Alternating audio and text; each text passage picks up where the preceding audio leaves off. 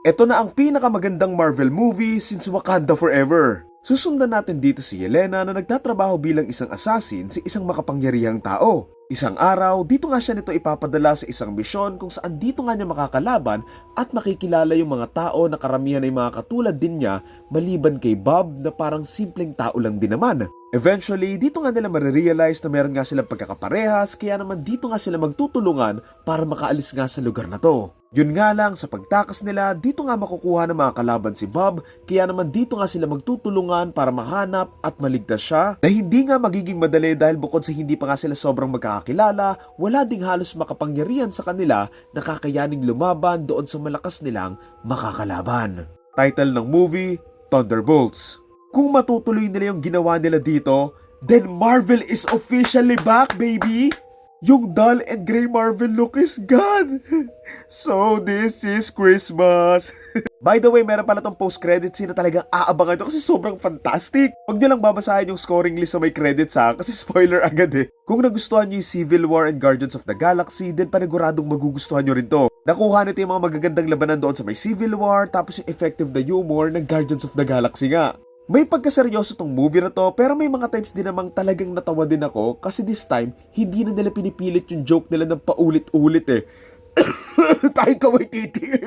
I love the characters, yung conflict and mga bubog nila, and I love yung chemistry nila together na sana makasama pa nga rin natin sila sa marami pang mga movies eh. Ang isa kasi sa mga main complaint ko from the previous Marvel movies, masyado silang nagre-rely sa mga green screen or CGI, pero dito naman, they've used a much more grounded look, lalo na nga't mostly ng set nila, talagang totoong set or location, and practical naman din yung approach nila most of the time. Ayun din kasi talaga yung maganda dito eh, kasi ganito rin sinimulan yung unang Avengers, tapos in-explore lang nila sa iba't ibang movies along the way, and ayun nga yung nakikita kong potential dito. Okay naman din yung villain, simple and realistic, and not too much para sa mundong binuo nga nila dito. Pero doon sa isa pang villain, I'll be honest, medyo naalala ko sa kanya si Homelander eh.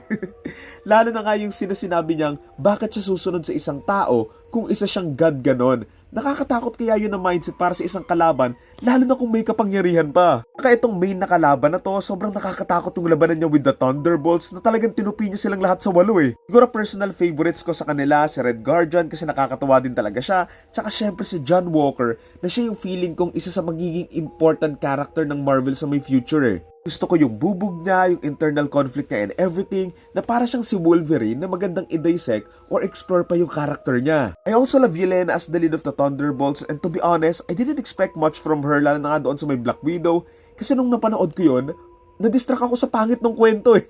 Pero dito, what I love from the story of this film, consistent sila with their goal and team which is yung pag-handle, pag-cope, and epekto nga ng trauma sa iba't ibang tao. Some would say naging power of friendship or love doon sa may dulo, pero I like it naman kasi it works since maayos naman nila na ipakilala yung mga characters na mapapaniwala ka talagang poprotektahan nila yung isa't isa. Like yung sequence na isa nila yung mga trauma portals ba yun na parang gano'n natatawa ako doon, lalo na yung sa may manok na naalala ko yung sa may Family Guy. Pero yun nga at the same time, they are so fun to watch kasi they're basically being together now and isa na silang team ganun ba? Organic ng pagkakabuo ng chemistry nila together na hindi ko naramdamang pilit at some point of the movie. Kaya feeling ko talaga maganda muna kung mapanood nyo muna yung Black Widow na movie and yung mga Captain America na series para mas maramdaman mo lang kung sino-sino at ano-ano yung mga pinagdaanan ng ilan sa mga characters dito kasi mas ma-appreciate mo yung pagiging magkakasama nila eh.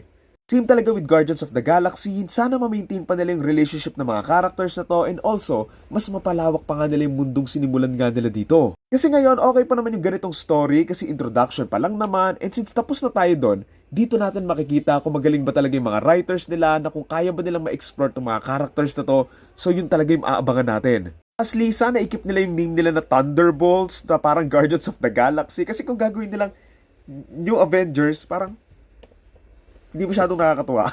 Parang ganda yung Thunderbolts, parang meron silang unique and new identity ba? So yun lang agad ang title ng film Thunderbolts and ang torta rating ko ay 8.5 or 9 out of 10.